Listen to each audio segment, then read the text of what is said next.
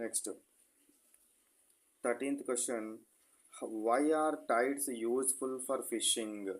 So fishing కోసము ఏ విధంగా ఇవి యూస్ఫుల్ అవుతాయి, చేపల వేటకు టైడ్స్ ఏ విధంగా ఉపయోగపడతాయి?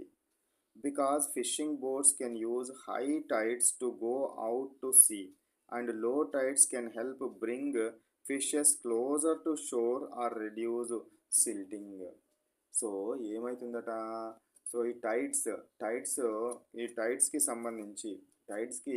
సంబంధించి ఏ విధంగా అవి మనకు చేపల వేటకు ఉపయోగపడతాయంటే, హై టైడ్ ఉన్నప్పుడు పడవలు సులువుగా లోతైన సముద్రాలకు వెళ్ళగలుగుతాయి. లో టైడ్ లోపల చేపలను తీరానికి తీసుకురావడానికి ఉపయోగపడతాయి.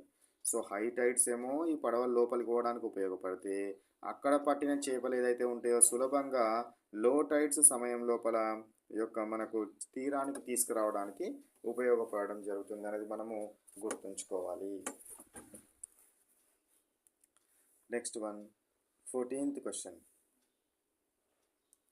What is the relationship between tides and river silting?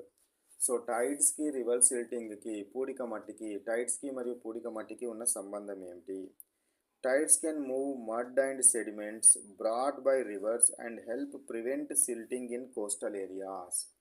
So ఈ నదులు తెచ్చే మట్టిని పూడికను మనకు సముద్రంలోనికి లాక్కెళ్ళి తీర ప్రాంతాల లోపల సిల్టింగ్ జరగకుండా, తీర ప్రాంతాల లోపల పూడిక రాకుండా కాపాడము జరుగుతుంది. Next what is a fishing village?